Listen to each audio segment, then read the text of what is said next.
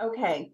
Thank you, Jose, for sharing about your book. Likewise, anyone else who has a book that you want to recommend about space or, wow, Inara just loves you, Jose. It looks like you are quite an expert. So we are honored to have you with us today. Thank you. And please stick around and feel free to comment later on once we open the floor to comments to everyone. So good morning, everyone. Welcome to Conversations for the Future. Today we have an expert speaker lineup for you. Our first two speakers will each present for about 20 minutes, and we'll have a question and answer session directly after each presentation. You may ask a question by raising your virtual hand in the Q&A segment or by putting your question in the chat at any time.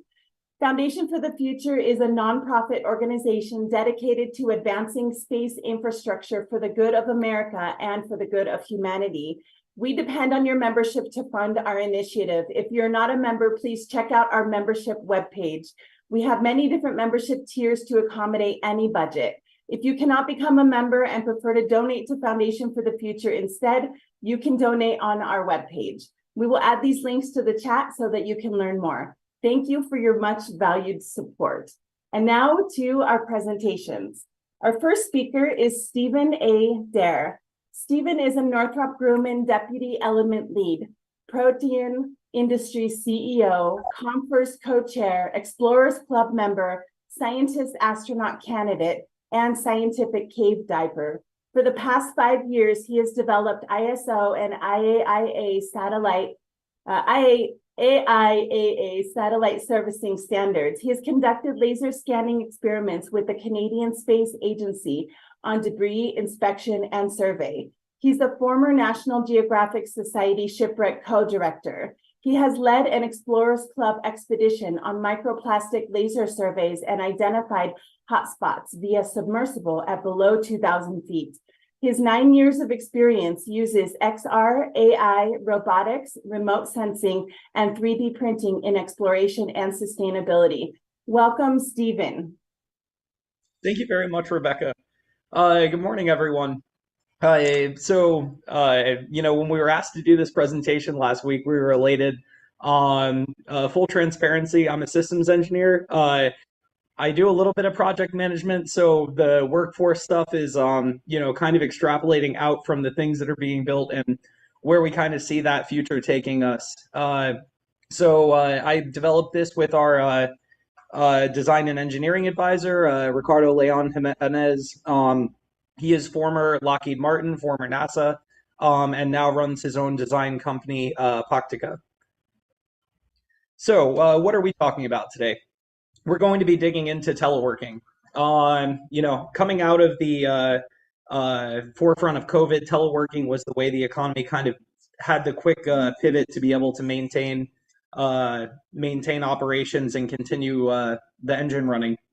Now that we're going out of lockdown era, more workers are requesting that kind of work as we leave so they can maintain their work-life balance. Companies are aiming to stay competitive and sync with the new space economy, should really be utilizing telework as a metric of success. The volume and breadth of telework jobs will only increase as NASA Artemis mission and programs progress and extend our reach onto the moon and into deep space. Teleworking has the capacity to expand the traditional aerospace industrial workforce. Not only can it include individuals with disabilities that could not formally become astronauts, it can also include other trade skills and research domains as hands-on operators that have been excluded in the past. The new space economy, telework, is an environmentally friendly solution that we desperately require to combat climate change as we continue to grow this industry and pivot into a green economy. It benefits employees by allowing for flexibility for work-life balance and management.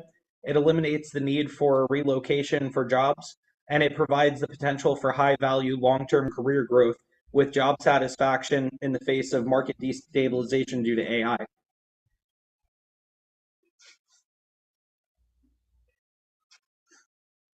Telework jobs in space will relate to space debris removal, that will assist in saving on mission planning and spacecraft design by de-risking the space environment.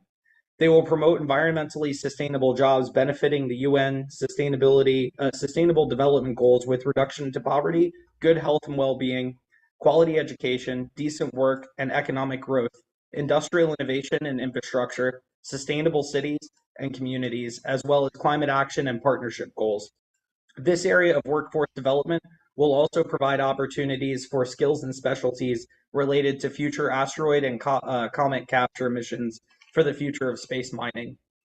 As you can see, the video playing on the side from NASA highlights the extent of the space debris problem and the need for teleworking operators to be able to begin addressing this.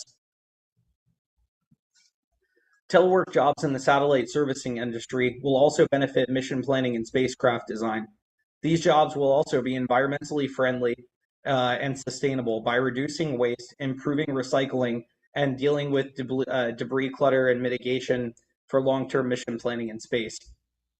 Telework satellite servicing will also promote development for innovative missions and workforce developments that can eventually move on to space stations and spacecraft that do not exist currently.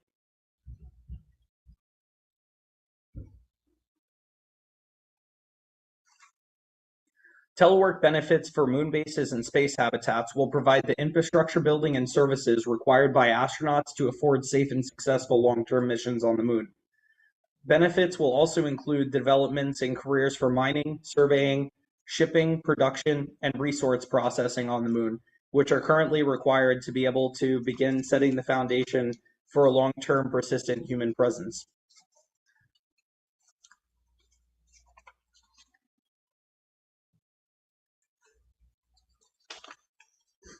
Ultimately, the development of the industrial base and workforce will impact the space economy in beneficial ways.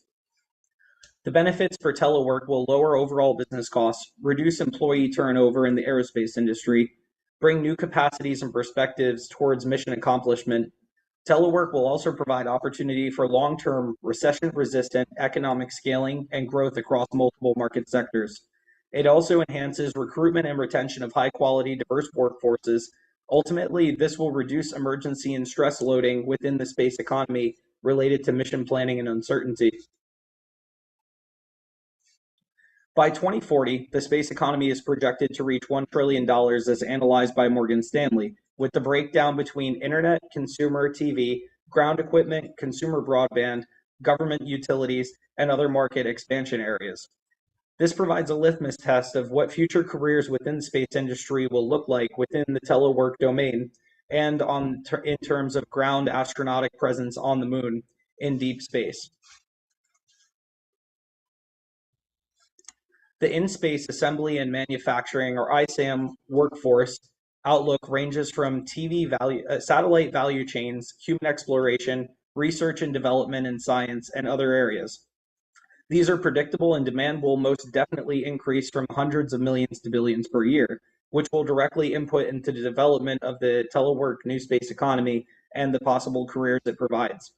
This estimate is limited only to in-space servicing, assembly, and manufacturing, and does not consider the other myriad of jobs that could potentially grow from the market related to operations on the lunar surface required by the Artemis missions.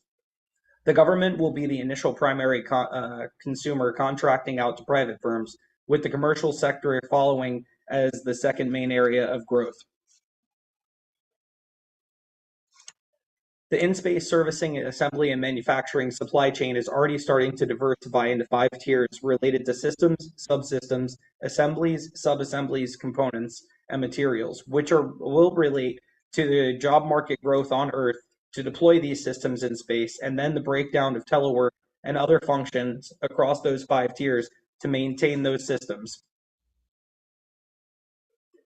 Potential remote operator jobs for telework might include tug operations, fuel management operators, mechanical repair and intervention operators, electrical repair and intervention operators, as well as drone deployment operators, which spans between technical, white-collar, and trade craft or blue-collar jobs.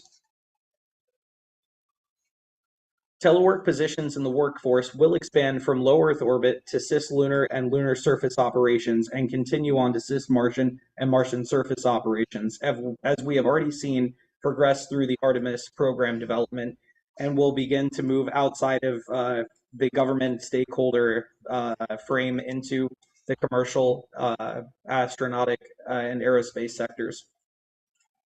Robotics will be a prominent feature of the developing new space economy, telework industrial base, with a permanent robotic presence being the key to long-term success on the moon. Teleoperated robotic systems will lead the exploration missions that will then provide foundations for human development. Teleoperated robotics can tolerate the extreme environments which humans require information on to develop new systems for robotic and human survival.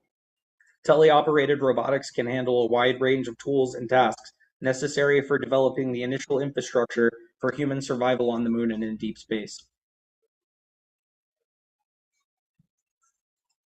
Remote operators will be the bulk of the new space economy teleworkforce and will have the majority of tasks supervising, operating, and upkeeping their robotic counterparts throughout their mission lifecycle, and utilizing them in new and creative ways to be able to conduct scientific and exploration operations on the moon.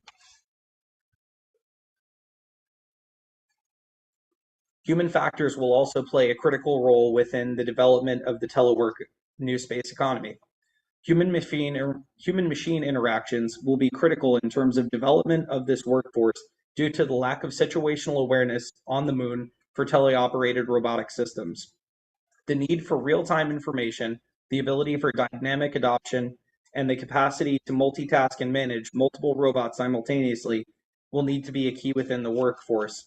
This will relate to real-time contextual information, adaptive dynamic conditions that need to be addressed on the fly, multitasking at various points of the mission, and management of multiple robots simultaneously.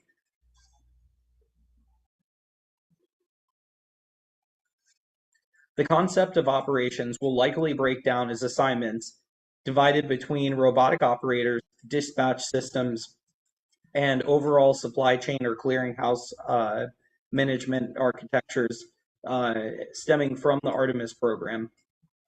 Handover of the robot and the mission to the operator will include guidance, navigation, control, and manipulation from the dispatch system. Teleoperation will then be conducted in real time with the support of multiple telecommunication networks in the deep space network.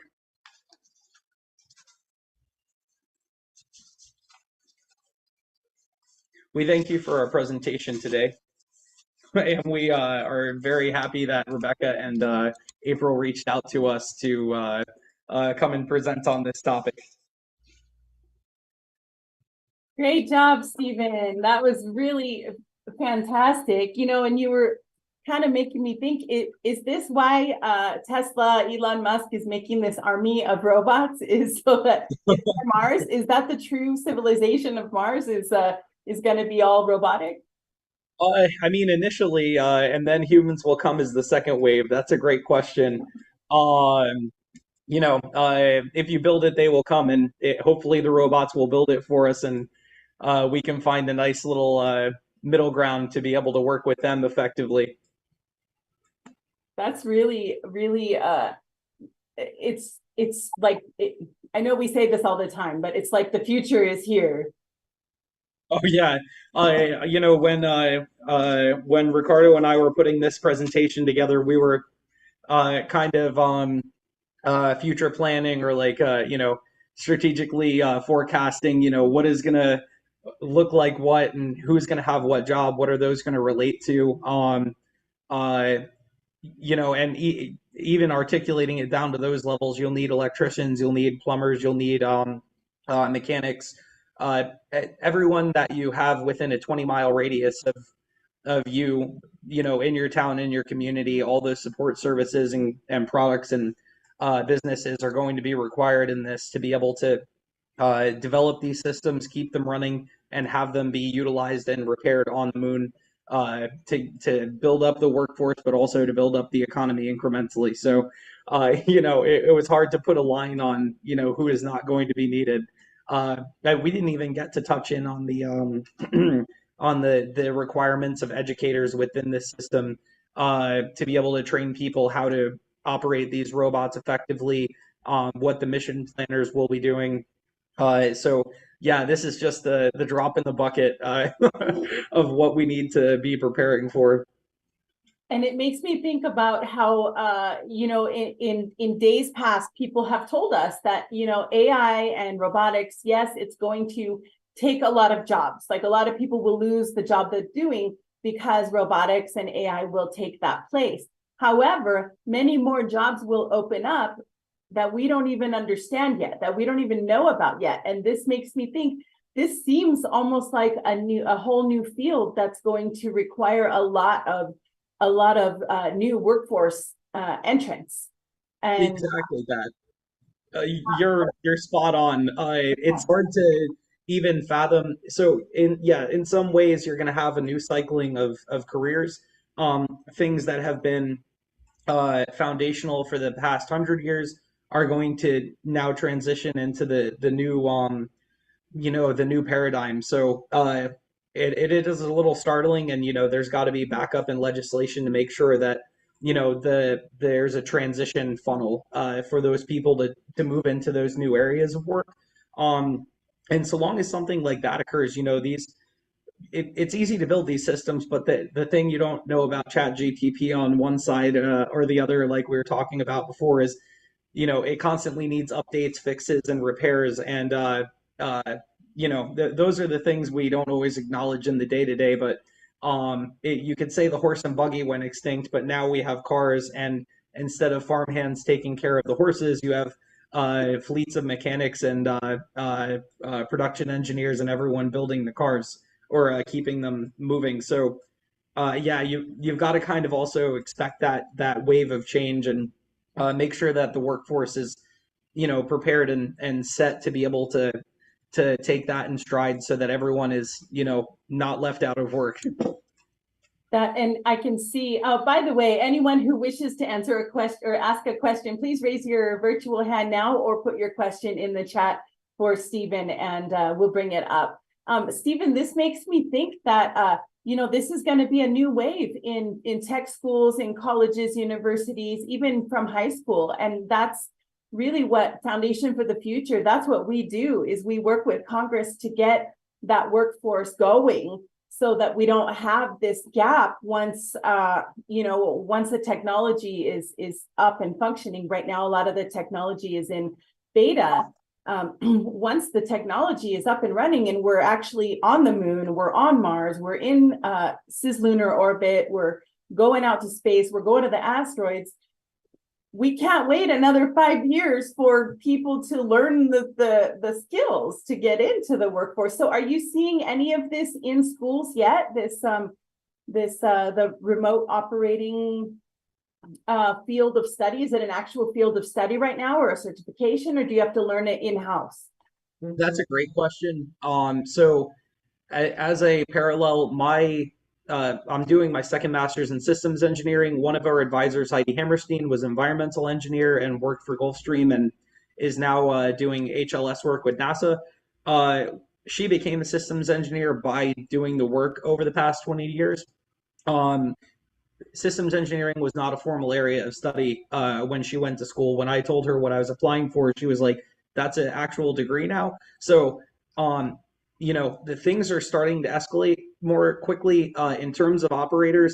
A lot of it is, learn it as you go. And there are some formalized FAA programs for drone operators, but it doesn't extend beyond that, except for on the job training. So yeah, that's going to need to be a big development within the operations side of aerospace engineering and mission planning and management, as well as the technical school trade-offs and curriculum development. So right now, that does not exist, and it is definitely required. Finding out who will be the champion of that, either in the commercial side of things or on the government side of things, or time will tell. But yeah, waiting 5 years is not the answer. You've already got a couple of companies trying to land their systems on the moon for CLPS with commercial lunar payload services with NASA, and those are very much in-house right now. But as you start seeing that become more ubiquitous, you're going to need to have that as a very large workforce for the market to be able to rely upon. That is fascinating. And do you think that the younger generation, as they grow up playing video games and gaming, do you think that that might set them up for future careers in remote operations? Yeah, I would be surprised if it doesn't. I know it's helped me with some of my stuff, like piloting underwater robots and aerial vehicles for surveying and 3D scanning. Even then, I've taught one or two groups of students how to do it, and I hand them the controller, and they're better than me. So there's definitely a massive learning curve, and that neuroplasticity of the younger kids getting their hands on a DJI or a different robotic controller and then just flying it, and they're going to have a much easier time picking it up and moving with it faster. And then it's relying on us to make sure that they're getting their hands on it as quickly as possible and learning how to operate these things. The moon and Mars are going to be wholly different environments. I mean, with Mars, it's thin atmosphere and no atmosphere on the moon. Um, a lot of testing and research will have to develop for those kids to get to those points, and then, they'll be starting to set up the next generation after them in all the lessons learned and ways to best operate. So it's exciting, and laying the foundational stones now is going to be critical. That's really interesting, especially the part that you said about the neuroplasticity. Like it's almost like kids are growing up able to connect better with the machines, with robotics, and for so long we were like, get that out of his hands! Don't let kids play video games. It's bad for them. They need to get out and socialize. And actually, this is ironically, this may be setting our children up for future jobs for Yeah, exactly that, and that's one thing that's not deeply discussed is a lot of the military grade robotic systems are all operated through a PlayStation or Xbox style controller.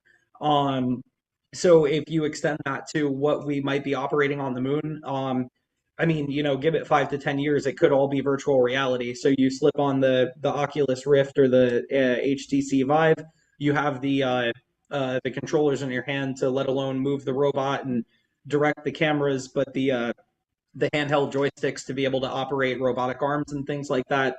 Uh, and some of that work is starting to be developed in virtual reality simulators, but kind of planning for that shift and maybe a mix of the two components, or multiple people operating different parts of a robot at the same time, kind of like NASA does now. It really does look like the way things are going to break down, and their generation is already uh, going through the motions and learning all of that and playing those video games and getting those very hand-eye coordinated skills that are going to be critical to not lose multi-million-dollar machines on the moon and conduct these operations. So yeah, the gamers and the engineers and the tradesmen are going to all have a really interesting time of it as they move forward.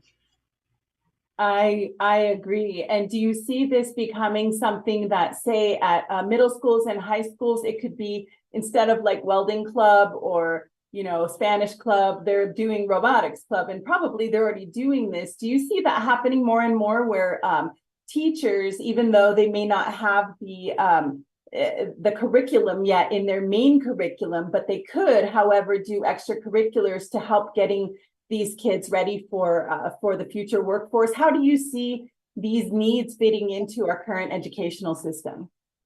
Good question. So two halves to it. I had friends that went to the vocational school in our county.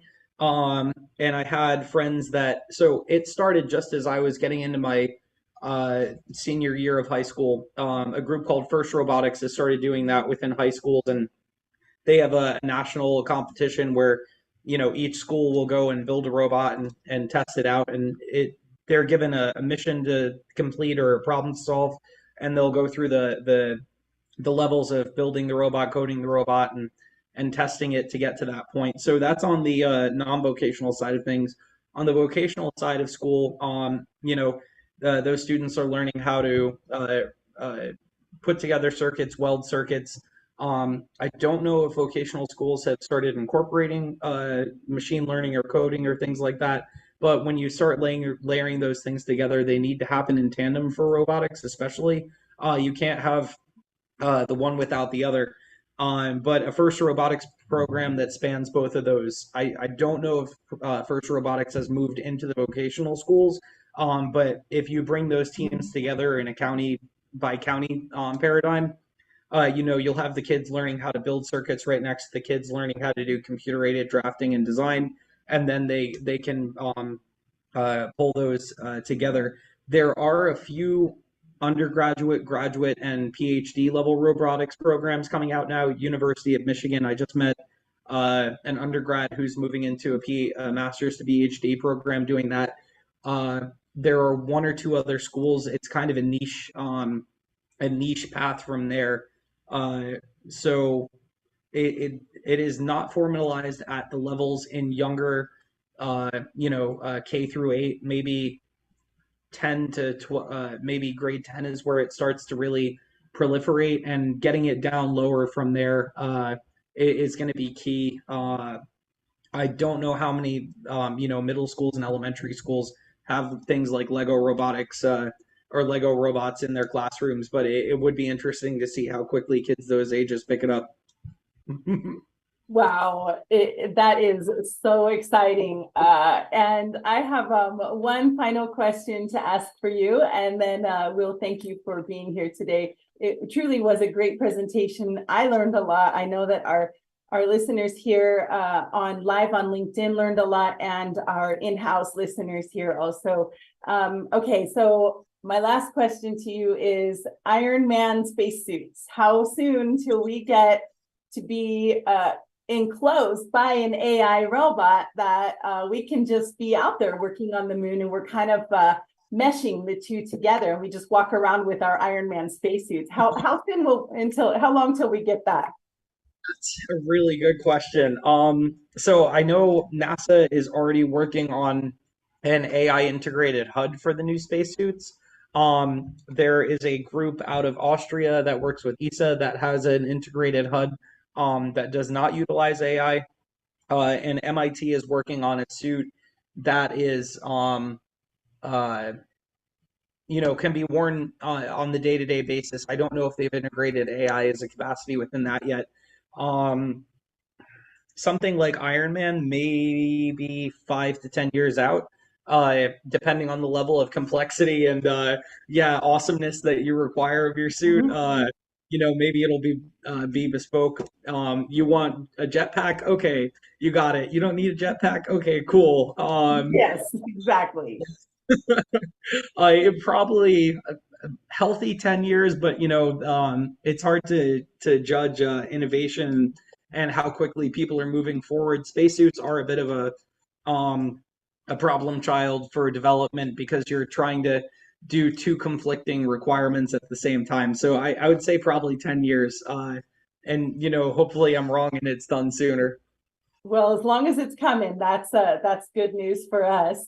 Stephen, thank you so much for presenting today, and thank you to Ricardo for putting together the design on your presentation. It's a beautiful presentation. I always admire Ricardo's work. Ricardo's listening here with us today, and thank you, Stephen. Good luck to you and all that you're doing, and please stick around if you have time. Ask some questions. Our next speaker is coming up. So thank you for being with us, Stephen. And now we'll move on to our next speaker. And as it sometimes happens, our speakers are popular people and have complicated schedules. So our next speaker recently pre-recorded his remarks with our own executive director, Tim Chrisman. It's a great conversation about Hypergiant and what is new in the workforce. You can raise your hand after this segment if you have any comments, or you can put your comments in the chat during the presentation. Quintin Donnellan is the president of Hypergiant's Space and Defense Solutions arm. Under his leadership, Hypergiant has secured contracts with notable organizations such as the Department of Defense, U.S. Air Force, U.S. Space Force, and U.S. Army. Quintin has successfully led diverse teams in deploying artificial intelligence solutions in unique environments, including the International Space Station and Mission Control Centers for the DoD and NASA. And here is Quintin's presentation. Enjoy. 1 second just to share the screen. There we go. All right. Everybody see it? Are we good? I see it. Looks good. Okay. Let me know if you hear the audio when I hit play and everything. Okay.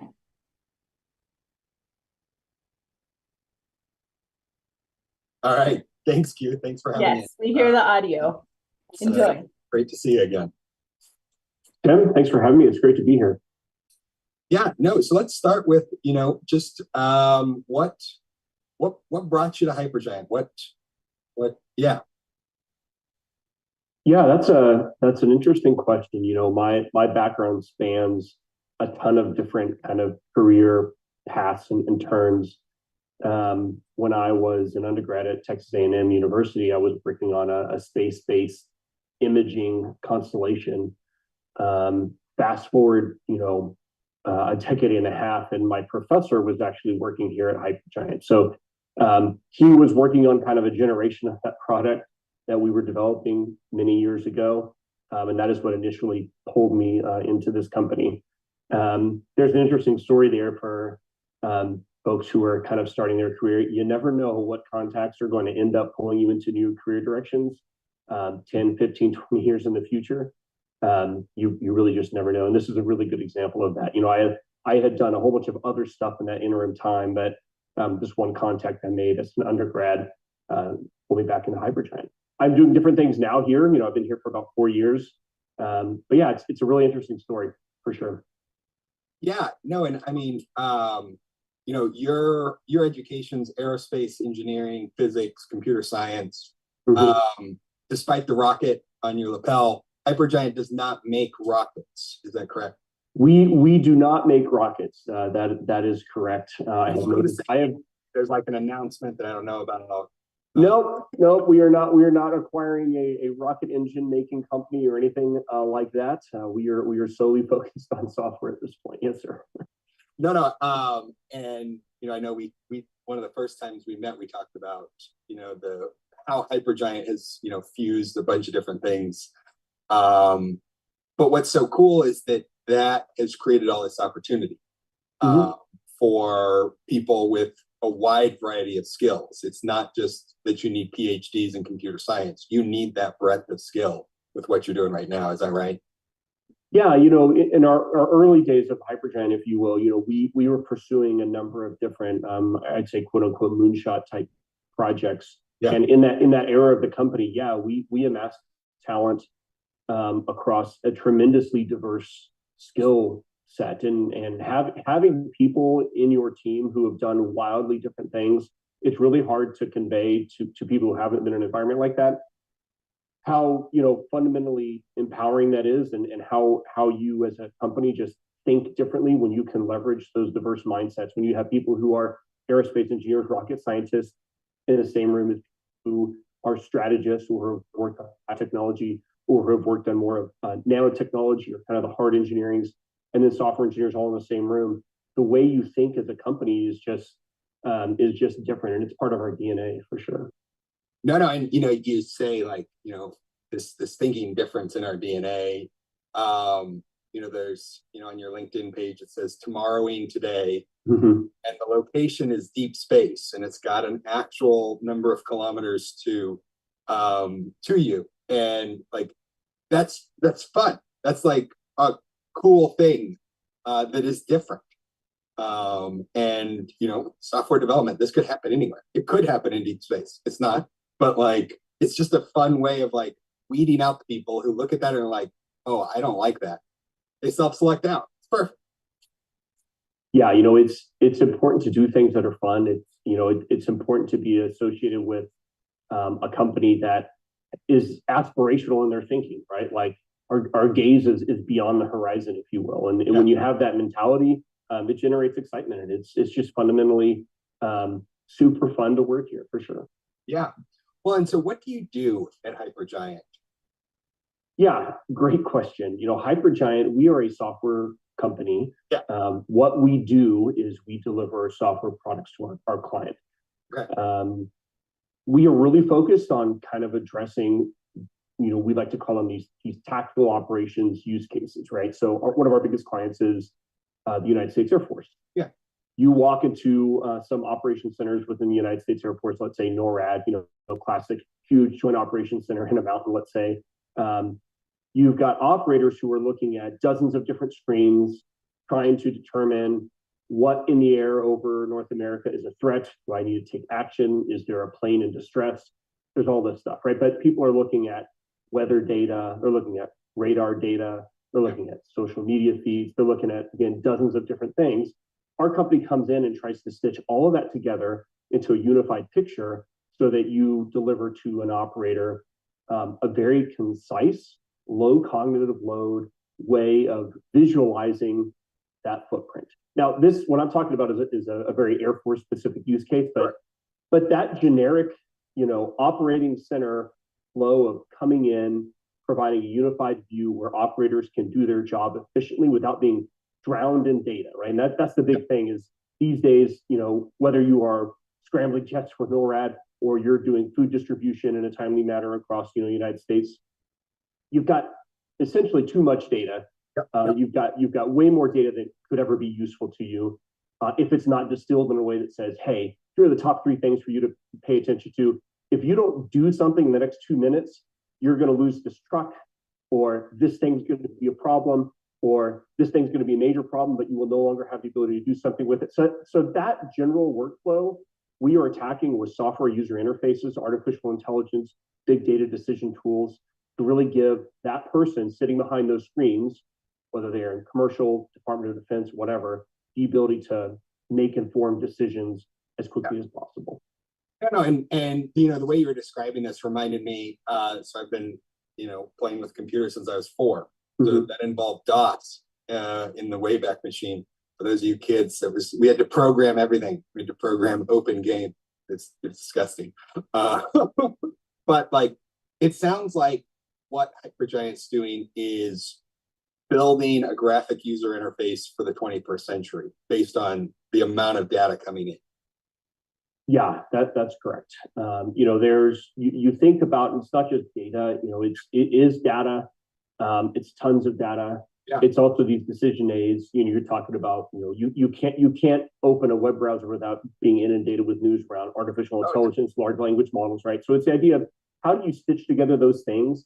How do you take a useful or a valuable AI tool, ML tool, and data and present it to someone who may be a 19-year-old who doesn't have deep technical experience, but they are responsible for operating a fleet of vehicles, or they're responsible for operating some infrastructure for the enterprise, or they're a warfighter and they're responsible for defense of the country. So how do you equip someone with tools, very, very sophisticated technical tools, tons of data in such a way that it makes sense to them and they have confidence when they author some sort of change in the world, scrambling jets, redirecting traffic, whatever it is, that they know that they're making the right choice, right? And so that's a very, very complicated problem. And it starts with that human-machine interface, that graphical user interface, to give them the awareness and the confidence that what they're doing are the right things, for sure. One, I would imagine that's, would be challenging to get people to understand that they need it. If they're close to the problem, maybe they're like, well, we've always done it this way. We just have 40 screens and we just figure it out. From the outside, it's like, well, we could do this with one and, some back-end software. What's that like? Because, the militaries can be a hard customer to sell to. You guys have already broken in with the Air Force, but what it's like is challenging. You mentioned my background in aerospace engineering, and us aerospace engineers, we have this habit of if something works, don't ask me to change it, because you adopt a whole new risk profile when you add change to things, right? So you're right. I mean, across the country, and whether or not we're talking about civilian aviation or actual Department of Defense stuff, or enterprise, let's say banking or something like that, right? Yeah, you've got folks in a room who know how to do a thing and they've been doing it for 40 plus years. And when you take away their dozens of screens and you give them just one or two, you're forcing them to change. And that's that's tough, right? Because you're telling them that what you have trusted as your gut instincts or the tools that you've used for 40 years, I'm going to take them away from you, and I'm going to give you something that works better. Like there's an element of trust there that you need to earn. So it's not one of these things that happens overnight, but it's very challenging. I mean, so when we talk about being a software company, like it's not just sitting behind screens and having developers like cranking out code. It's sitting down with these users and getting them to trust you and having personal conversations with actual users of your eventual system to understand what do they do day in and day out, what are their pains, and actually delivering something to them that they didn't know they needed, but once they have it, they realize like, oh, you know, holy moly, this actually does make my life better. This solves problems for me. Yeah. Well, and you know, when you go to your website and some of the stuff I've seen for Command Center, this product, like it looks good. This isn't just, you know, a bunch of cobbled together Microsoft Office screens. Like this could be in an Apple commercial or an Adobe demo. It's just smooth. It's pretty. Like that's going to go a long way.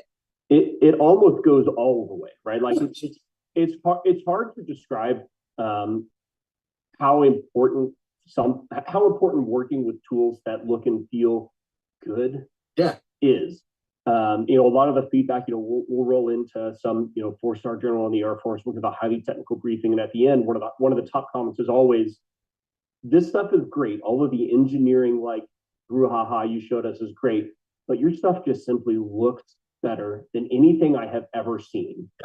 And that's important because if you're going to send some 19-year-old to a cave where they're clicking a button, you know, on a 12-hour shift, and you're giving them tools that are horrible, that look painful, and are painful to use, like there's a psychological element there that essentially leads to low performance in the tool. So delivering tools to users that look and feel enjoyable and great to use is very, very important, and we do it better than almost anyone else. No, it's true. Like this is, you know, there's tons of examples of companies that are relatively early stage and they have demos and it's just CGI. They'll basically animate things. But when I look at what you guys are doing, a lot of this is real world data. This isn't a simulation, but it looks like it could be. It's incredible. That's correct. And there's actually a ton of science between exactly how things look as well. It's not just there's an element of art here, like making things look really, really good requires that you have a team of artists who know how to make things look good. But there's also like picking colors strategically in such a way that, you know, colors convey something to a user, and it's not just something that we backed into by luck, you know. The thickness of lines, you know, how certain icons appear, like we get to those things by tens and thousands of hours of sitting down with the user and understanding what works and what doesn't. So it's not just, hey, we came up with something that looks amazing. It also works really, really well too.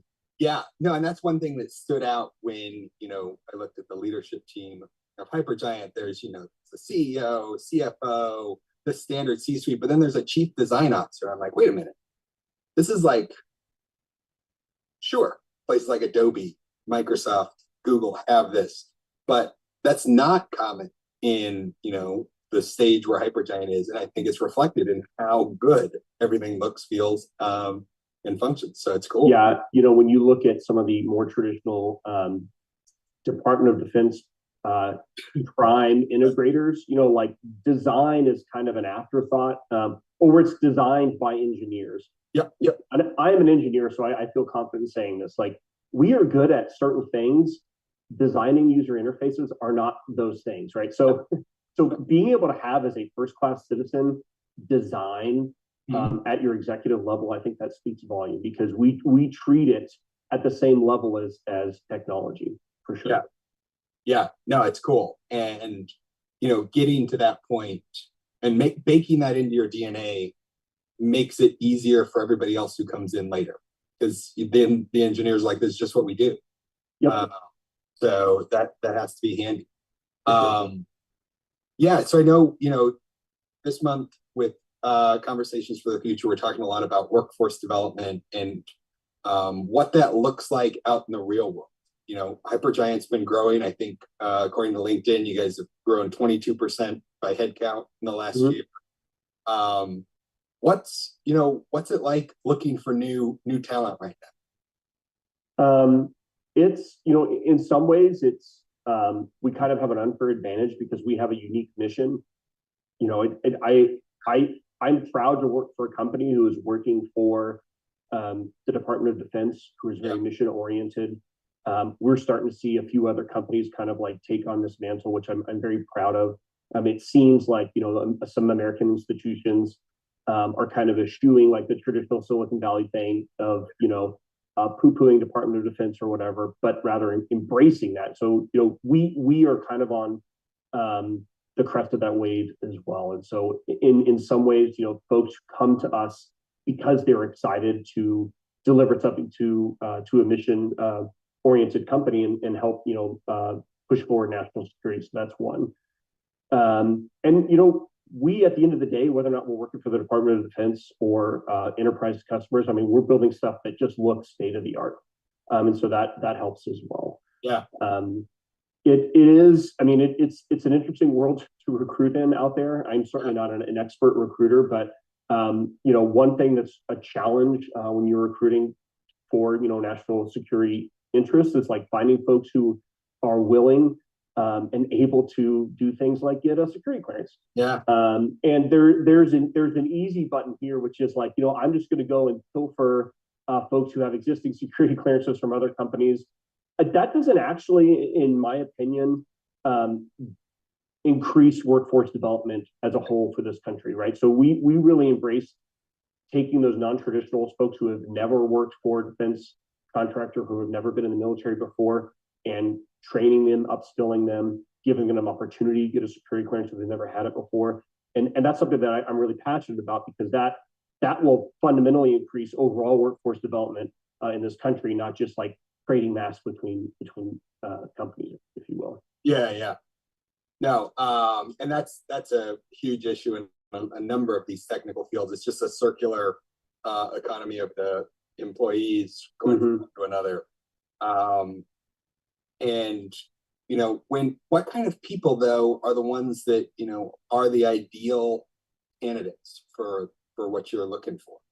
The biggest thing for me is, if you are a software engineer, I care less about your specific skill sets, like whether or not you've developed in React for 10 years or whether or not you know what JavaScript is. That you are technically gifted, that you have experience in software development is important. We will train you up on these specific skills that you need. What I need from someone who wants to work here as a software engineer, let's say, is someone who has a desire to push boundaries, jump into areas where they are certain to not know the answers and be okay with that. Yeah. Have initiative, like just be hungry for growth. That is more important than like these bullet points of I know these specific things. Because by the way, we're probably going to put you on a project that requires some experience that no one in the world has before. So that's interesting. And then also, we talk about developing software. Engineering is maybe less than half of the problem. We've already talked about design. Yeah. Design is also another huge part of this. So, in design, when we use design, that it's not just sitting down and being artful or creative with how things look. It's also sitting down with users and understanding what are their pain points. So, true user-centered design process end to end. Trying to figure out what we are going to build that's going to solve user problems. You have to be communicative. You have to be willing to really dive deep, ask good questions, convince someone that maybe they're not right, or maybe as we mentioned, those 40 years of experience, you've learned some bad habits, and artfully trying to get people to learn new ways of doing things. So those two things are important, and leaders as well. We need folks who can lead these teams. And the other thing I'll mention, a big component of Hypergiant's hiring, especially on the defense side, is pulling subject matter experts and actual users from the military who have used these tools that we're building, who kind of bring who bring an unparalleled experience onto our team. There's something that, being in the military for 18, 20, 25 years does to you from a subject matter expert that like you cannot replicate. And so we are very active in like trying to find those individuals who are interested in engaging industry, who are maybe uncertain about how, someone coming from the military may say like, well, I never have coded before. I don't have like software engineering experience. I will help you get that if that's what you care about. But I look at you and say like, you are a subject matter expert. What's in your mind is something that I cannot go acquire on the industry street. So I'm very interested in employing those people in as well. Yeah. No, and I think that's a great point that well, there's a couple things there. The one that like, hey, we'll train you with the specifics because in some cases this has never been done. Which can be like a really cool thing to step into if you're a new person. Like, hey, but that idea of like, hey, we want people who have used this to come back around. They've been customers. Now help us make it better for the next round. That's got to be exciting for the potential new hire and for you all, because there's always some sort of back and forth between customers and like, no, it's great, it's okay, we don't want to change. But having that honest feedback's got to be invaluable. Yeah, 100% agree. And, folks who are in the military who are looking for companies who are mission oriented and kind of can extend their career in driving, DoD innovation forward. You could do that without wearing a uniform here at Hypergiant. And so that's something that we're also proud of as well. Yeah, no, that's cool.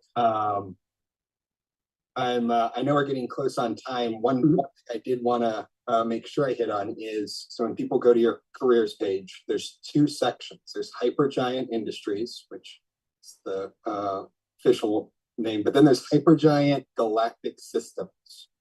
I gotta know. That is, most companies, they separate their federal work from their private sector work. And so we've just kind of labeled that federal cage code holder entity, if you will, Galactic Systems. So when you see Hypergiant Galactic Systems, that is, that represents our work for the Department of Defense. Okay, that's great. Thank you for not naming it Hypergiant Federal. Yes. Yeah. Well, is there anything that we missed talking about that you wanted to make sure we hit on? I just want to stress that, working here, like this is the most fun I have ever had. Yeah. I've done a number of different things in my career. That the quality of people that we have here in this company from top to bottom is just truly remarkable. And so, I urge folks who are looking for something new, who are, trying to find something better mission focused, we should be at the top of your list. This is the best job I've ever had. And I think I speak for most of the other people who work here who would echo that sentiment for sure. Yeah. And being an outsider, talk to you, talk to Mike, CEO there at Hypergiant, and like there's this palpable sense that you all want to succeed in this mission. And it's like we have an answer, we're driving towards it. Like if you've got a better idea, let's go. Let's figure out, maybe we need to pivot. And there's not this rigidity, which excites me. And I'm sure it excites others. Yeah, there's, one of the best things you can do when you hire people is to set your ego aside, right? Yeah. You hire smart people so they can help pull you in new directions, not so that you tell them what to do, if you will. And so I think we embrace that wholeheartedly here at Hypergiant. Yeah, no, it's very cool. Well, thank you for being here today, Q. This has been great. Tim, this was great. I like your wardrobe today. Thank you. So, just happened to wear this. I have no idea how this happened. But yeah, take care and look forward to seeing you soon. I appreciate it, sir. Thank you so much. Take care. I was just noticing their matching t-shirts. Did you all see that? They both had Hypergiant matching t-shirts on. It was adorable. And then their blazers too. Just very cute. What a great talk. Because Quentin wasn't here live, we will open the floor right now to a couple of comments. If there's anyone in our audience who would like to comment on the presentation and give us their thoughts. I was noticing that on their website, they're showing some of their clients are GE Power, Shell, NASA, Homeland Security, the US Air Force. They've got some really big clients on here, and it seems like it's a system that's working. They basically take all this information and then they give you an executive summary so that you can take action immediately in situations. It's very, very cool, very interesting, almost like an advisor, like someone who knows what's going on, say, White House chief of staff, someone who's advising the person in charge to make a decision. So do we have any comments? If you have a comment, you can put it in the chat or go ahead and raise your hand or just jump on in. And if there are no comments, then we will move on to our next segment, which you want to definitely stick around for because it's Coffee on the Moon. Coffee on the Moon. Okay, last chance. Yeah, that's what I noticed was their matching t-shirts. I just thought that was really cool. So thank you to Hypergiant. Thank you to Quentin. Thank you for talking to us about the workforce and how to get into your company, how to apply to your company, and how to basically just start working on all of this computer stuff that helps people make decisions. I guess that's what it would be in a nutshell. He said so that it reduces brain overload, cognitive overload. So now I'd like to bring us into our next segment. Our next hour is hosted by Inara Tabir. Inara is a science communicator and aerospace connector. She's the president of the Multiplanetary Society and the former executive director of Gaze in Space. Her work focuses on bridging the public and the industry to secure our future in space. Coffee on the Moon is our new monthly segment. If you missed part 1 last month, you could find the recording of the live stream on any of F4F's social media channels. That's Foundation for the Future. In this monthly segment, Inara will be holding interviews to discuss our monthly topic and how through this topic of reference, we can work together to become a multiplanetary society. Hello, Inara, and welcome. How are you doing today? We're so happy to have you. Good to be here, of course. I've missed it during our hiatus. Of course, I've also missed the coffee. I hope you all have your coffee with you. That's the most important thing today. Okay, fantastic. Drink our coffee. I'm really excited about the guest we have today, Mike Simmons. He's got a very long biography. I'm going to try and cut through this. There's so much we need to cover. I would love to describe you, Mike, as basically like a real-life Indiana Jones serving the unserved around the world. You've been through quite a few adventures. So let's do the formal bio, and then I want to dive into some of your amazing adventures.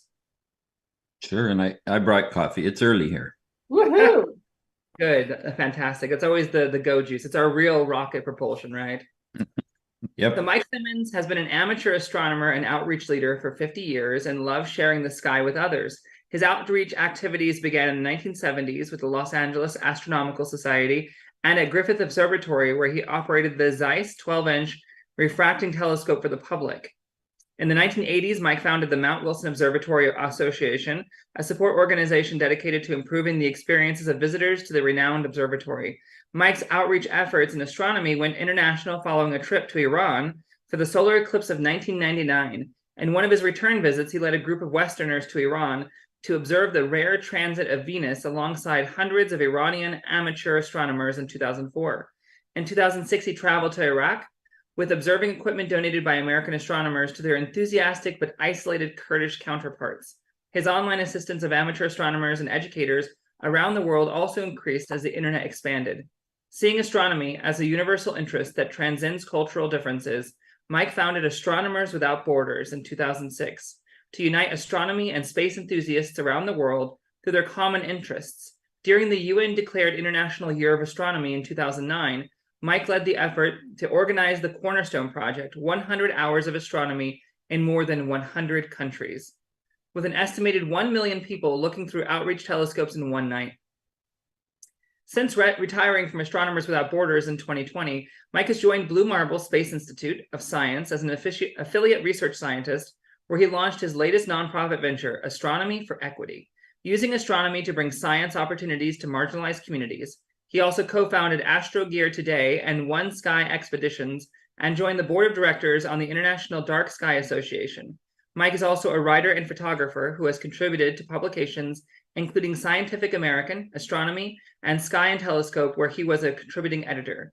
He regularly gives presentations both in the US and abroad, and on his experiences and interests, and on his outlook on international relations through astronomy. Minor Planet Simmons, now this I didn't know, 22294, was named in Mike's honor in 2003, in part for his varied outreach activities in astronomy. In 2005, Mike was presented with the Clifford W. Holmes Award, an honor given annually by RTMC for a major contribution to popularizing astronomy.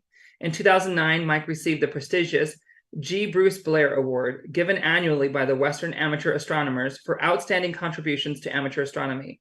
Mike was also awarded the prestigious 2014 Gabriel and Camille Flammarion Prize from the Société Astronomique de France, des Français, for setting a worldwide example that astronomy does transcend political and cultural borders. Mike is retired from his 36-year career as a biomedical researcher at the School of Medicine at the University of California, Los Angeles. Retirement doesn't suit him, though, and as he is a busy man as ever, now focusing on astronomy outreach and education with organizations worldwide.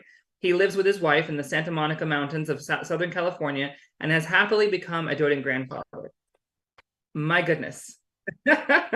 Well, that's way too much about me. I don't know. I think Way too you've had an amazing set of adventures and you're still on those. Thank you for joining us today.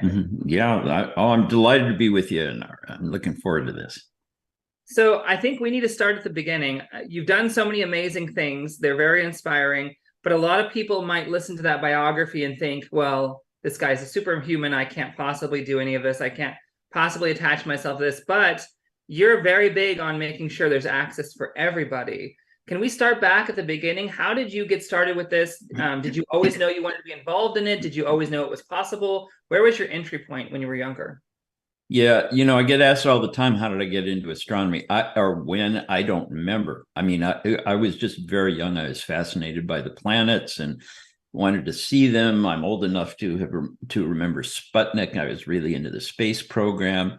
Anything that was up there, I was interested in it. And so when I finally got a telescope, when I was a little bit older, and joined an astronomical society, it was so exciting for me. The main thing I wanted to do, and that amateur astronomers do all around the world, is to share that with everybody else. It's like evangelism. You've discovered something amazing. We can look up and see the rest of the universe, see where we are. We're exploring space all the time and going on these amazing adventures with a little bit of glass. So public outreach is the main thing. And that's what I really got into. It's especially when I first started working at Griffith Observatory, which probably gets more people looking through that telescope than any other in the whole world. And that was just it. And it's as the bio, if anybody stayed awake through that whole thing, as that indicated, I was chasing eclipses around the world. One of the most amazing things, total eclipses. Everybody's got to see one. More evangelism. It's just unbelievable. And I chose to go to Iran. I've always gone off the beaten path. I just like doing things that others aren't really doing. And so I went to Iran for this, which was a little freaky at first. And then it turns out I just absolutely love the country and the people. I've been back there as many times as any other country in the world. And I realized the people there were very enthusiastic, tons of astronomy, mostly young women, almost entirely young women, unlike in the US, where it was mostly us older white guys, much more diverse. And they were enthusiastic. They needed help. And I just said, I can do the same thing with these people. And it's just a bigger return on investment. I mean, that's a business thing. They get much more out of it than the people in the US do, and nobody's doing it. So I started connecting there. And that led to the other things that I started doing. And I realized, you know, the world's a big place, and we've got all the toys here in the United States and some other countries, and other people don't even know about them. And I just gradually shifted to helping there. And it's, you know, again, it takes so little to make such a big difference. So that's kind of the story of the process. You know, I look at the Apollo era. You talk about being inspired by being in the Apollo era and Sputnik, and we've heard that before. Obviously, this is Apollo was this catalyst point for many people, either primarily or secondarily, to be involved in space. But I think there's a stoppage that happens quite a bit, and there's some people make it into the industry, obviously, but a lot of people just can't manage to go from that inspiration to being a critical part of it. But when you put a telescope in someone's hands, when you make that available to them and you show them the wonder of the heavens above them, I think there may be a better entry point there. I mean, it really is democratizing when, you know, if we can get them basic equipment, they can enter, right? Yeah, it's absolutely true. It's something that people don't realize, because here we focus on the industry. We're focusing on the money that's needed. We're focusing on the advancements, all the tech and everything like that. And NASA does a really good job of supporting education in STEM, because they know that the pipeline has to start early. And so there are a lot of grants for things in the US only, because it's US money, so it's appropriate. And they do, they get that, and it's a long-term project. But the thing is, showing people things through telescopes, I can't tell you the number of times I've either heard from people later or heard the stories from other people how this changed somebody's life. Because you look through that and you never see anything, your surroundings the same again. I liken this to living in one house. You go into the backyard, you see things, and then one day you climb up on the roof and you look out there and you see, wow, there are thousands of houses out there. There are trees, there are mountains, there are all these people. And I never really knew about all that before. And suddenly you just don't see your house as being the universe anymore. It changes everything. It changes your relationship with your surroundings. It changes your model of the universe. And when you have an opportunity to get into something that involves that, a lot of people just jump on it. So people say, you know, looking through a telescope is what got me into science. It isn't necessarily astronomy, but you hit on the one thing about it. Everybody has access to this. Places that don't have a chem lab in the schools or a physics lab or something else, we put telescopes, and they are doing science. They are traveling, exploring space, and they realize, you know, there are things I can do here. And that's what's needed in places, especially, or for people, isolated communities, people of various types, even in Western society, who can say, this is fantastic. I want to be a part of this. And now I see that I can. It's an entry point. You just, you know, too many doors are closed. And that's one where all you have to do is go outside and look up. And instead of just saying that's beautiful, start understanding a little bit about it and realize those stars are like the sun, and there are planets out there, and maybe there are people looking back at me. We don't know. And it's inspiration that is available to every single person on the planet, and including, you know, when I say go out and look up at the stars, I'm doing astronomy for the blind as well. They're as fascinated by it. They don't see it, but they get it, and there are materials for that. It's for everybody. You know, I can remember, I love this saying, I forget who said it. It was by day one sun, by night many. And I can remember the first time I realized as a child that the stars were suns and the potential for them to have worlds around them. It blew my mind. And I grew up in foster home, so I had this habit, whenever I was shifted to a new foster home, lots of disorder, lots of upheaval, I would go outside at night and look up at the sky, and I had a sense of calm and connection because it was the same sky, same stars. I had a sense of stability. I can imagine, you know, we look at the space industry, there's a lot that's siloed because of geopolitics. we have ITAR and we have all these systems of enemies and friends, and that can really impede global connection, I think. But when we look at astronomy, I think it's a bit safer territory to some degree for people to work together more widely. You know, we talk about Iran. Iran definitely wouldn't be on the list of most aerospace engineers in America to be partnering with.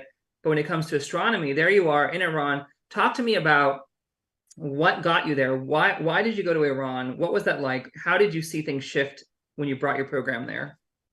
Yeah, well, first of all, I want to mention it. Definitely, a lot of the things here are siloed. They are U.S. only, but there's more siloing than that, because there are the scientists, there are the engineers, there, you know, and I'm a retired academic. I call myself a recovering academic because, you know, it is very siloed, and it's the ivory tower and all that stuff. Not necessarily a place where I fit in, but that's okay. And I had a fantastic experience there, a fantastic career. But let me point out that when I go to JPL, an enormous number of the engineers there are from Iran, and including at the highest levels. And so it does happen, and but it's not as easy.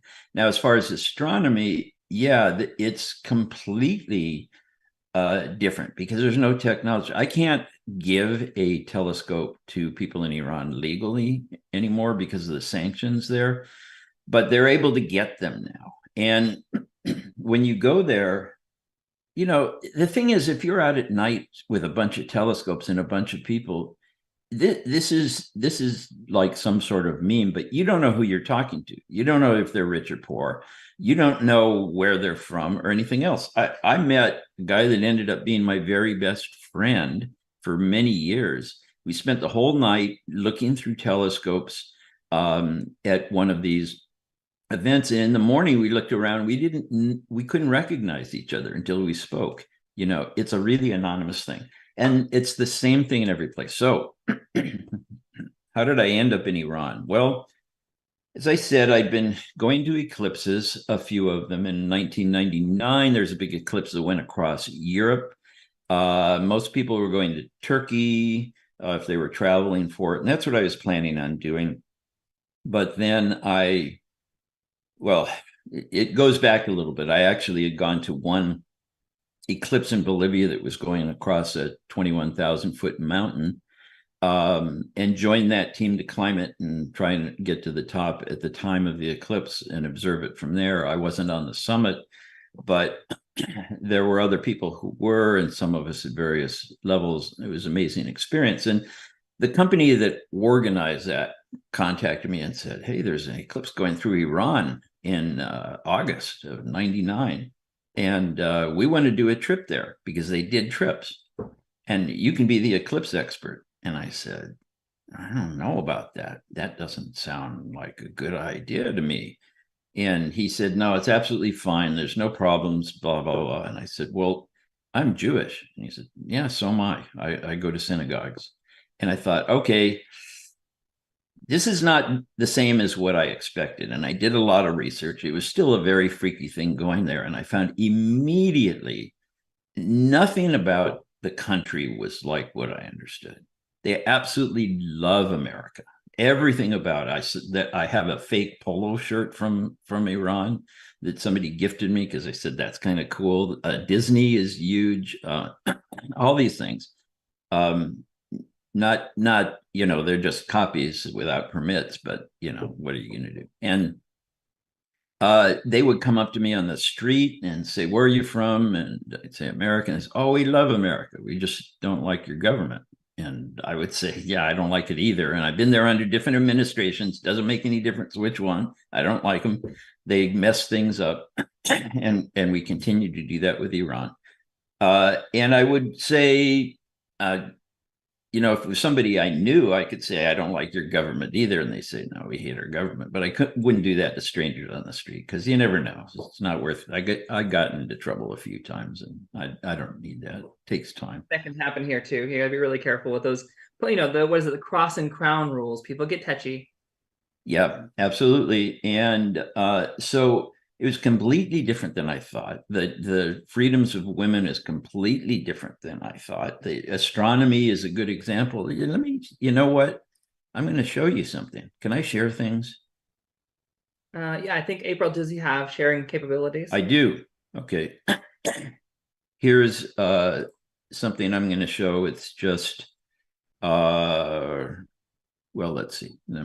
I might as well make it a slideshow so it actually looks better than from the current slide. Okay. Oh, I'm not set up here. Okay, let me, you know what I'm going to do? I'm going to just do it right, like right in the deck, so it'll look unprofessional, but here we are. So there, you see that? That's a picture I took on my first trip to Iran. This is Northern Tehran, an educational observatory, all young people, one boy, all girls. And this, I didn't even realize this until later, but they were extremely enthusiastic. But this is the way it is, and it's the way it is in many countries where it's all young people. It's completely different than here. Let me ask you really quick before you go on. Why is that so different? I mean, why is that gender difference so prevalent in Iran? Why is it more women when in the States it's been really hard to have that dynamic switched? Yeah, so that's a good question that I've never really quite figured out. One of the things is it's about freedom. The girls get out and do something that they really love. I just find in countries all around the world, it seems to be mostly a gender thing. I mean, why do girls get into Barbie dolls here and horses, and boys get into, guns? I don't know.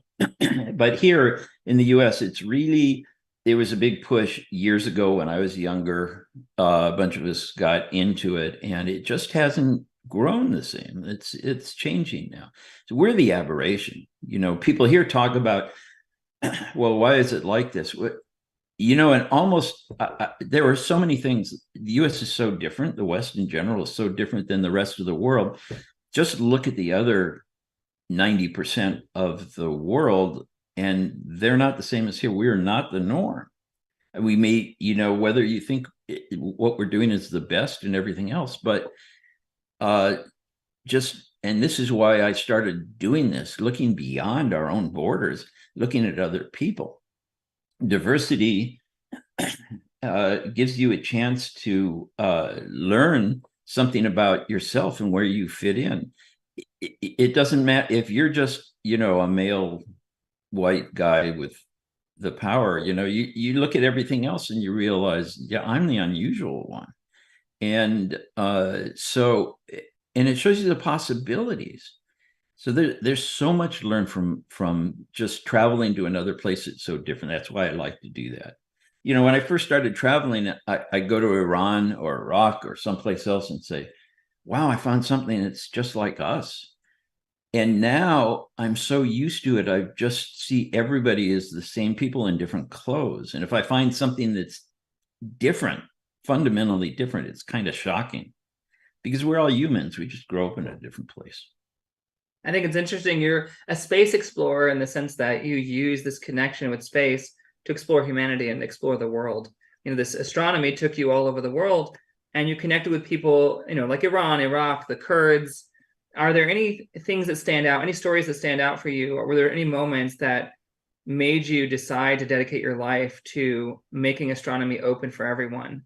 Was it before you went to Iran? I mean, was it seeing the effects that it had when you were there? What clicked it for you? Because you could have just, stayed at the astronomy observatory, done your job there, but you've been on the road and you've done all these amazing missions where you're providing telescopes to people. Why was it so important? Well, I don't know. I guess I really connect with people. I'm sympathetic. I'm sensitive to other people. Why is that compared to other people? I don't know. But the thing is also, there's another explanation that's really simple. And again, it's like just looking at business. If I have a product that's going to help somebody, save 5 minutes during their day here, but they don't have anything like it in another place, and it's going to save them hours of work, then you know, if you're in a business and it's just about money, it doesn't make any difference. But for me, the goal, I'm really goal oriented, and if the purpose is to help people, it just does more for these other people. There are people that are more in need. So and I found that with a lot of people. I work with people that are doing programs for the underserved. Excuse me, terrible thing to be coughing on mic like that. No worries. But and when I tell them, you know, they're reaching out to the underserved as far as they can go. I've got a program where we're using remote telescopes to provide opportunities for underserved students to get an experience using research telescopes to do a real research project, prepare them for college and so on. And then when I approached them and said, I have a group of students in Libya who would like to take part, they'd never be able to do that otherwise. I had a couple in Afghanistan and some in Ukraine that are ready to go. And so they're excited about it. It isn't just me. It's just that I just happen to walk off into the weird places more than other people do. Well, I think if we look at, you know, the way that space and astronomy is impacting and going to impact our civilization, we need to get all those skill sets and tools into the hands of as many people as possible. And I think about the reason that diversity is so important. It's like, you know, I look at a toolbox. If we only have the same tool 100 times, we can only do so many projects. But when we incorporate unique tools across the spectrum, we can achieve so much more. And I think diversity isn't just about morality, isn't just about, you know, being nice or being kind or fixing wrongs. It's really about embracing the full power, the full spectrum of what humanity has to offer. So when you're taking these projects to the unserved, I like what you talk about, and this phrase that you've started using, the unserved, because we talk about the underserved, but you're really saying, let's take this to where there's just nothing. No one has any options. I think it's really important because if we think about the planet, like Carl Sagan said, spaceship Earth, we're ignoring entire sections of engineering, for instance, in our little spaceship, and we're missing all these tools and opportunities. That impact is pretty vital. This, you know, when we talk about the overview effect as well, I want to tie it back to that. The overview effect, for those who don't know, is this phenomenon where people go to space and they look back and they see it as this tiny place where everyone they've always loved or hated or everything that's ever happened is happening in this little tiny bubble, and they're triggered by it, they're changed by it, and they see it as this unified space. But that's not accessible. I mean, how many people are going to get to go to space right now or have been able to? Something like what you're doing could create that same sort of mentality. Can you talk about that and how your work has helped to spread that idea of, you know, all of us being in this tiny space together and how we can solve problems together? Yeah, absolutely. And to your point about diversity and the importance of it, a lot of people look at it and say, well, it's just a few people, you know, we don't need to help them with it. You know, in the 50s, most women couldn't be engineers or something else.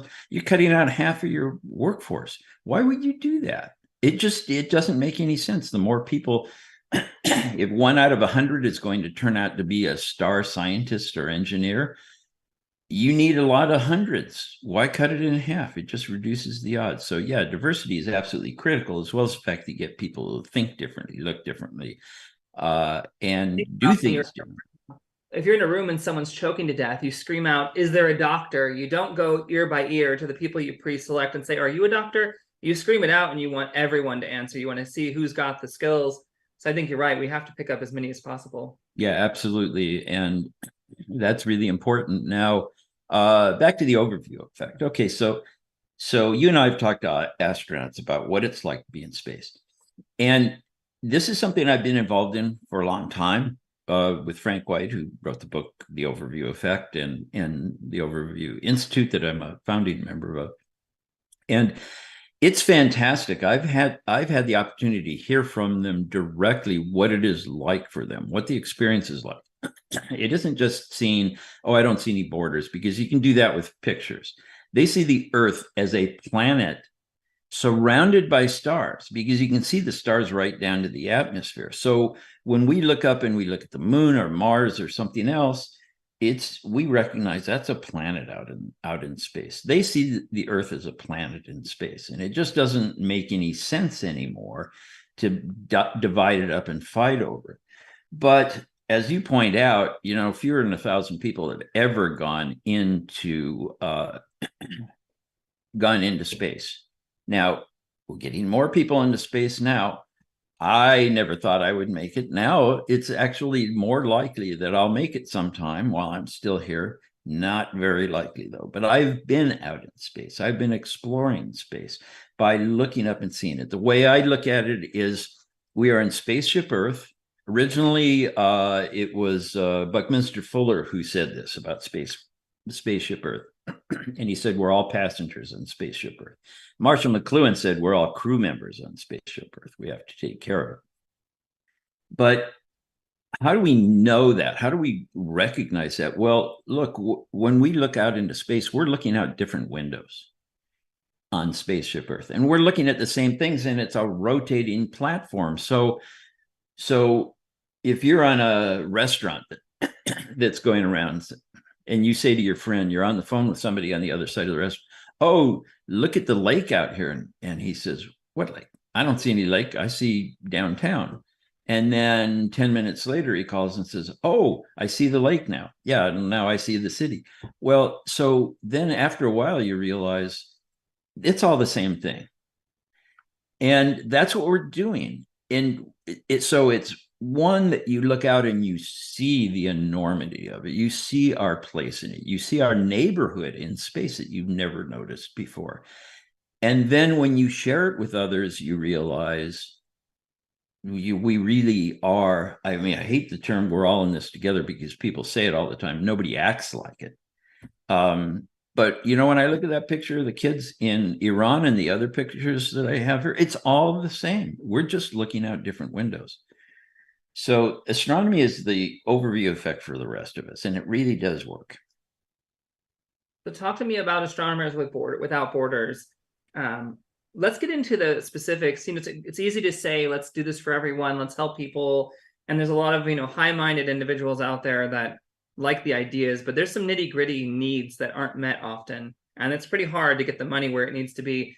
What were some of the, I guess, blockades that you experienced in establishing that? What has been the frustration you've had, you know, trying to make those things happen? Well, my goal with Astronomers Without Borders was to bring this into effect. This was early on. There are lots of groups doing it now. Meeting online and doing things online is very easy. A lot more international stuff. But originally, the idea was just to connect people with each other based on this. Because I found when I came back from Iran, and I've been back many times now, I've taken groups of Americans to Iran to meet the people and everything. And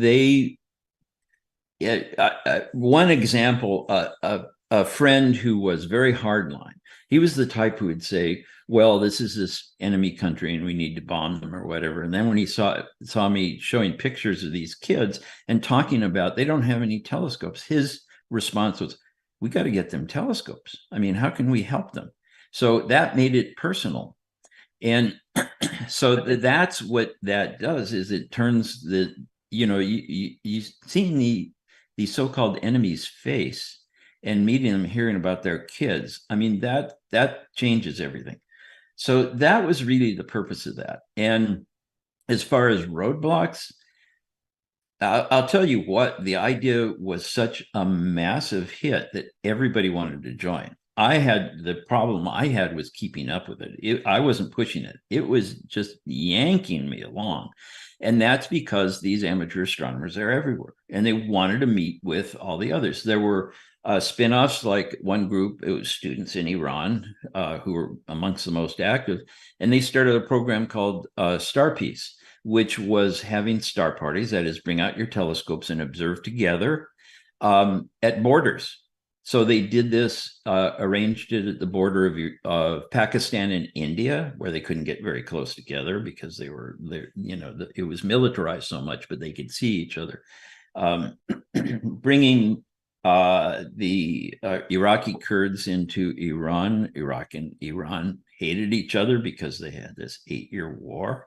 And the kids who were born long after that hated the people there. And then they met them and it's like, dude, you're just like me. So, I mean, so blockades, there really weren't any other than getting the resources to do the programs. But the massive, and this is what I do now that I've moved on to focusing on these things. All of the things I've done are just using the biggest possible resource. And it's not money, it's people. So, you know, there's the 100 hours of astronomy when I had perhaps 1 million people looking through telescopes in one night all around the world. I didn't get the budget I was promised when they asked me to do it. I raised a little bit of money, but we engaged millions and spent $30,000, you know, instead of the 400,000 euros I was asking for, plus other things. And it's because of these people out there. And they just all came out for it. They said, this is the best thing ever. We're going to do this. And it's not something new. It's something they were already doing. It's just taking what is there, this enormous resource, and bringing it together. And that's really all I do is I just provide the glue that sticks the resources together so we can get more done with it. I think, you know, that's fantastic. I think astronomy, it has its potential, obviously, to bring people together. It inspires people. A lot of people find it a very comforting hobby. But let's talk about jobs and education and workforce, because, you know, Foundation for the Future is dedicated to making space boring, to making it a focus of jobs programs in the future, of laying that foundation so that we can have business in space. What does it look like to take these kids from here's the resources, here's the inspiration, here's the hands-on training, to making that an educational or work path for them? What has that been like for you, especially in these areas that are underserved and unserved? What's the practicality of getting them from that point to an actual job that pays them and uplifts them? Yeah.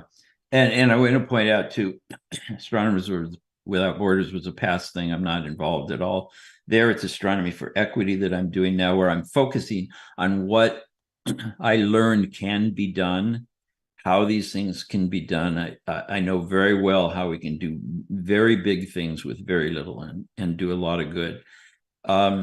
So, you know, it's interesting you say, well, Foundation for the Future is focused on making space boring. And in a sense, that's true. You want to make it normal. I don't know about boring, but the thing is, it's not boring to the people that get involved. And that's what matters. It's the passion of people that matters. When you meet people in another place who say, I really want to be a part of the space industry, but they have no path to it, you've just lost the biggest resource. You can't buy passion of people. That's why the volunteers that get involved in the things that I'm doing they're grateful for it. It's like it's an opportunity for them to get involved in something that they care about. So that passion is something that you can't create, you can't buy, but there has to be an outlet for it. Well, and you get them inspired and they hit a brick wall, it's a lot harder to get them restarted when someone experiences that like dead end. So you got to make sure that there is that pathway ahead of time, I'm guessing. Yes, there has to be some pathway. There has to be a door through that brick wall. If they see the brick wall, they get discouraged. They don't necessarily lose the passion for it, but it just gets put into the background. Or in astronomy, you see older people who are getting involved and getting the telescopes and toys they never had when they were kids. To me, to a certain extent, it was that. So I got a telescope when I was, a little bit older, but I was still in my 20s, not retired. And so that passion may never die, or it may be put in a place where it's just not even accessible anymore. But there's got to be a pathway. There's got to be a chance. And I see people all over the world that are hammering their heads against that brick wall all the time. They just don't have a way of doing it. I'll tell you too, there have been plenty of times when I have just encouraged somebody in a place to do something. And that was all it took for them to push a little bit harder on that wall and succeed, and they would get through.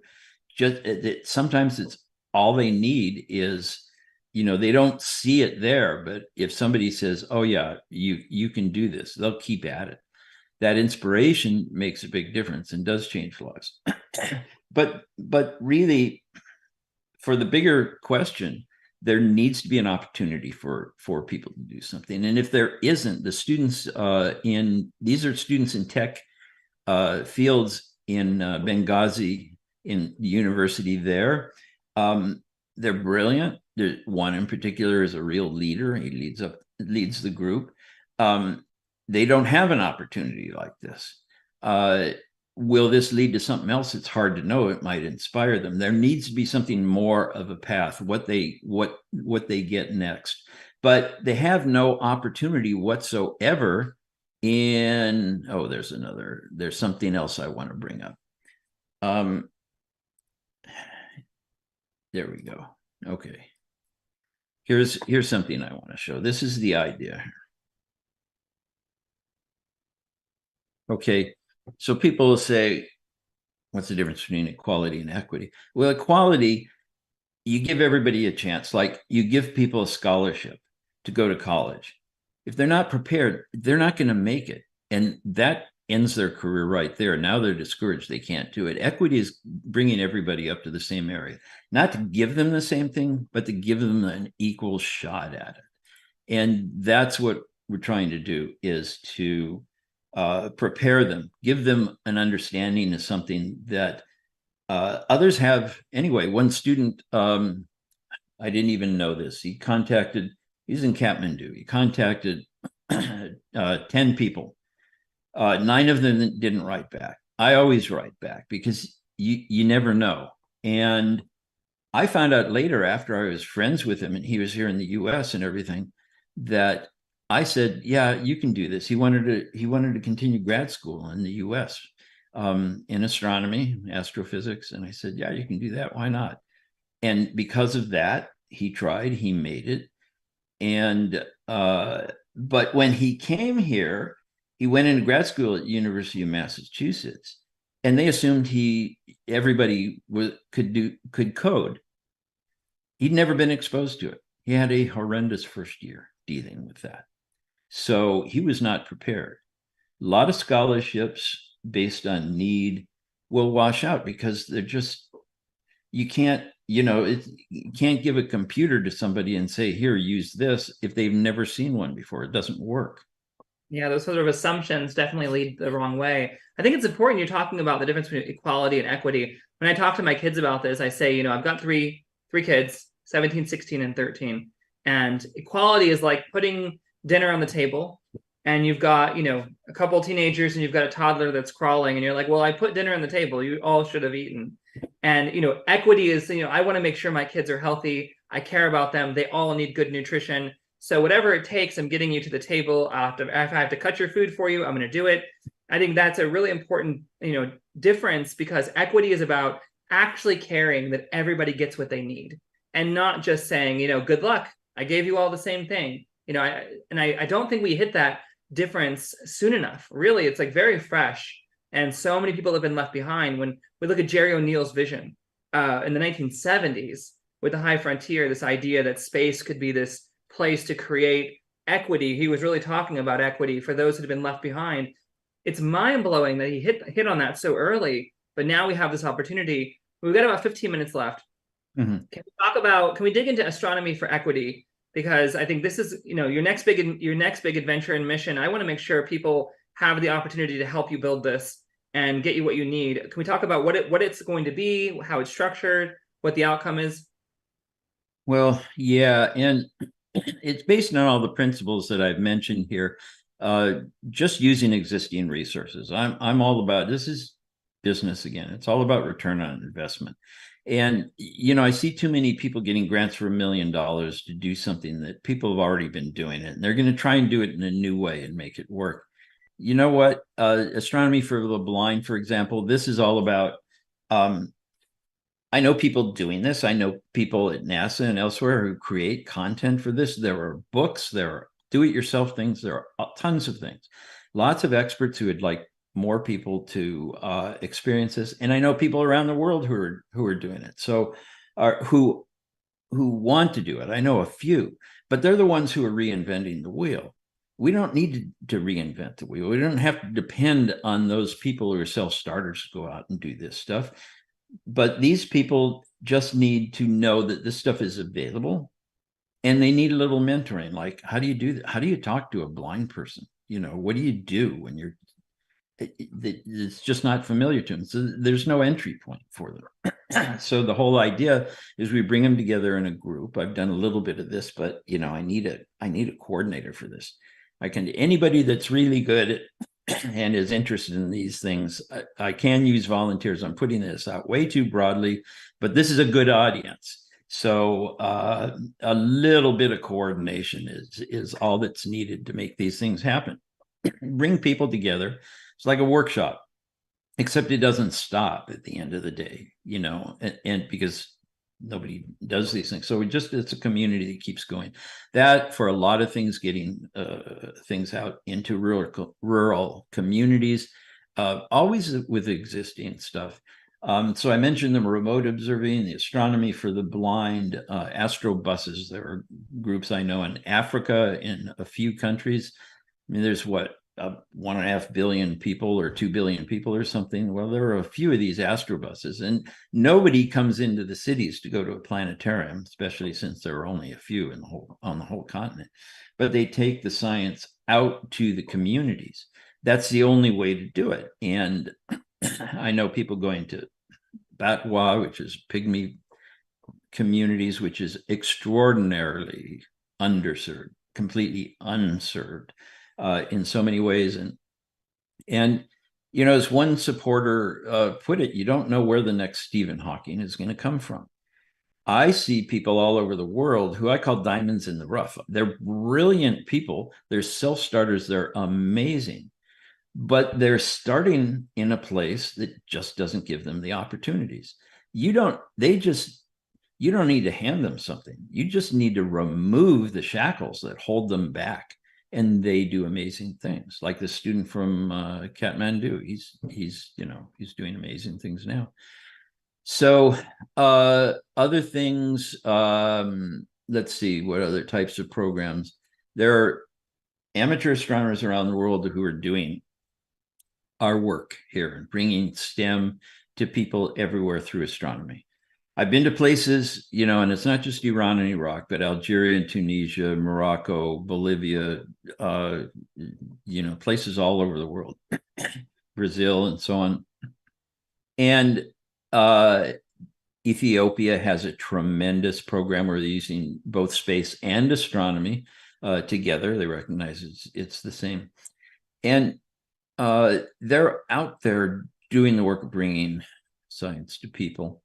To inspire them. And supporting them is really easy. So I have telescopes on the way to, I have some that arrived in Libya for astronomy middle school clubs there across the country. I have some on the way to Ukraine right now. As far as adventures, I'm going to Ukraine probably in October. I'm going to Libya in November. And that makes a big difference too. You know, when I drop in on a place, the people in Libya, I connected them with Nicole Stott, the astronaut that I'm sure you know well. This was online, but this is the first time they had a chance to talk with an astronaut since they were visited by Yuri Gagarin. Yeah, so these things just don't happen there. So all of these things, informal astronomy educator training, the whole idea is to take the resources we've got and make better use out of them. And there's so many things we can do in astronomy, and astronomy is the way for the vast majority of people. I've just seen it work so many times. So you need money, you need telescopes, you need volunteers. Are these kind of the critical pieces of the puzzle at the moment? Money is always a critical piece, isn't it? Tell me who. The car doesn't drive without gas. Yeah, it's hard, and I've never. But no gas, no movement. Yeah, and I've never seen anybody running a nonprofit say, no, I don't need your money. That's fine, thanks. You know, yeah. And what we're doing, this is the business model, is that we create products that everybody says are great, everybody wants them, and we have to give them away for free because nobody can pay for them. That's a bad business model. But the investors are the people that want to see that happen. They're the ones who make it possible. So yeah, absolutely money. Volunteers, I haven't put on a wide call, but in the meantime, part-time volunteers who have skills in coordination management and other things in social media and you know all the things that are needed. I have a couple fundraising things going on now. Let's talk about that before we end. I actually want to dive into that really quick. You have a project coming up, the Mount Wilson project, right? Right. Yeah, that one. About 5 minutes on that before we go to questions. Okay, and I'll mention something else too that's coming up probably in the next week or so. Mount Wilson. So I wanted to do a fundraiser. I've been involved with Mount Wilson Observatory for 40 years. And so I know the place well. It's not far from Los Angeles, easy to get to. Good for visitors, not good for astronomers. It's too bright up there now for the good stuff.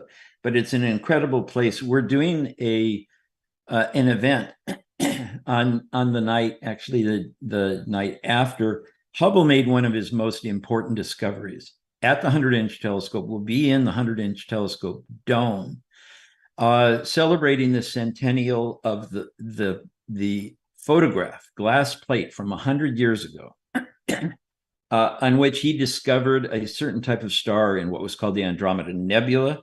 The great debate going on at the time was whether or not everything is inside of our own galaxy or these are things that are outside of it. That star and a few others he found ended the debate. The universe expanded from the size of the Milky Way to what it is now, billions of light years across instead of hundreds of thousands. It's one of those huge moments in science. So this is going to be a fundraiser for Astronomy for Equity, sort of a white glove thing, but it's a huge opportunity. We're going to make it a big publicity thing because I'm doing it for Mount Wilson Observatory as well. It does tremendous outreach and education for people who visit. The other thing I want to mention is that with 2 eclipses coming up, we'll be selling eclipse glasses. You can buy these things to see the partial phases of an eclipse from a lot of different places, but 100% of the profits go into our programs. So I don't have a link for that yet. Well, I might, but there's no stock there yet. So I will let you know. You can advertise that, and hopefully people will buy from us. I'm also going to give the opportunity for people to buy them to be donated to schools in the US and outside who can't afford to buy them. You just pay for them and say, this is for the donation. We send it to a school. Fantastic. And the website is astro4equity.org. So astro4equity.org. So the information on that will be on the website there as well, right? It will when it's ready. It's both of these things are very much in the works, and they will have links to them very soon. The Mount Wilson thing is an exclusive opportunity that's going to be limited and so on, but it's, a little bit higher ticket price. The eclipse glasses, if you're going to buy them, just buy them from us. I know a lot of people doing it and they're all great. We get them from the same source. Just, this is what we do with the money. Yeah. Well, if you buy them from Mike, then you're going to it's double duty. You get your glasses and you get to impact a bunch of unserved people around the world. So definitely the better way to go there for sure. Mike, thank you so much. I want to open it up to questions that we have, either if you're listening to us live on LinkedIn, YouTube, Facebook, if you're here in the chat, please send your questions in. If you're here with us in the room, feel free to raise your hand. You can unmic and talk to Mike directly. We'd love to hear your questions and comments. I have a comment and a question. Mike, your presentations are always mind-blowing, and as I listened to you speak over these last 45 minutes, I remembered all of the beautiful things that you always teach us about how much value there is throughout the world. It's not just in America. In fact, I've noticed that most of a lot of our best scientists in America have actually come from other countries. And you are tapping into the inspiration part of the potential workforce that is throughout the world. We have so many, like you said, bright, caring, conscientious, hardworking people throughout the world. And how can we tap into that? Is it through programs like Astro for Equity? Is it through the private sector? How do we find this workforce throughout the world, not just in America? Is there policy in the way that is preventing us from reaching these people, or is it that those countries just need to develop more? Because soon, as space grows, we're going to need a lot more people, and we're going to need a lot more people who are highly intelligent and able to study science and study the space science, astrophysics, and all of the other things that we need to study to get into space. So what do you think, Mike? How can companies, how can governments, how can we tap in to the world workforce? Well, Rebecca, it's great to see you. And I have to say that Rebecca for a while was helping us and moved us way forward real fast. And then we slowed down after Rebecca left. So it was a big loss. That's why we need more people here and more money to be able to hire amazing people like Rebecca. So yeah, it's a tough question. The thing is, those people are out there, and everything is like a double-edged sword. Those people that make it to the US or to Europe to study, they become amazing. Those are the diamonds in the rough that get polished, and they become part of the space industry here. But the problem is then there's no job for them back in their own country. So they don't go back there. So everybody else is left behind. And so that's a double-edged sword. It's kind of hard to figure out the best way to do that. A certain number of people will go back and try and improve things. I can tell you that it's not just the lack of opportunity, but the culture that grows up around the opportunities we have is just very different. They don't necessarily know how to take advantage of those things. The educational system is, like in East Africa, where we're trying to change the British Empire system of education, where the teacher talks and the students listen and they don't speak up, and you don't ever ask a question, let alone say, well, no, teacher, you're wrong because I read this. And you can't advance that way. So there are so many roadblocks in so many places. But the only thing we can do to grow those opportunities is to work with the people there. I don't do anything myself. It's the people that get empowered in place in the local community. And we can do that on a global level and give everybody the tools they need. But you can't do it top down. It has to be grassroots, has to be local.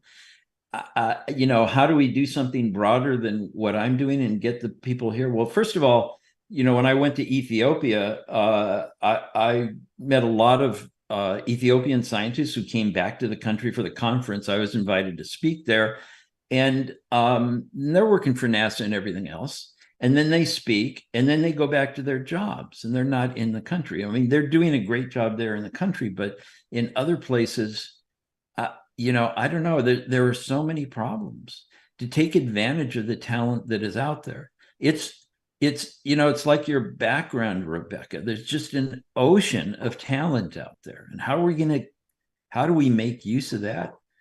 That's a bigger question than I can fathom the depths of the universe, but this one kind of stumps me. I like the idea of the community engagement first, starting from the grassroots, from the bottom, and really getting, the fire in the belly of the community to focus their efforts on growing, so that we can just help them to have their own budding workforces. And that's really interesting, Mike, what you say, that when people get out of their country to study and to become scientists, and then they can't go back to their country to work, there's just nothing there. So right, it's an opportunity for growth right there. And they have to leave the country to study for the most part too. Yes. So but it's the only way is to do it from there. What they have is raw talent and ambition. You can't do anything with that by handing them something. Yes. You have to just facilitate their doing it there on the ground.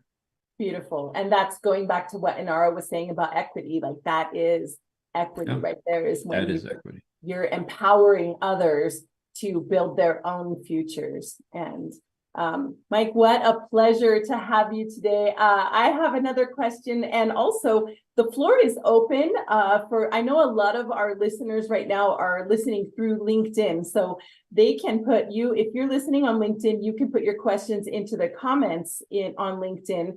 And if you're here in the room with us, please raise your hand or put your question into the chat.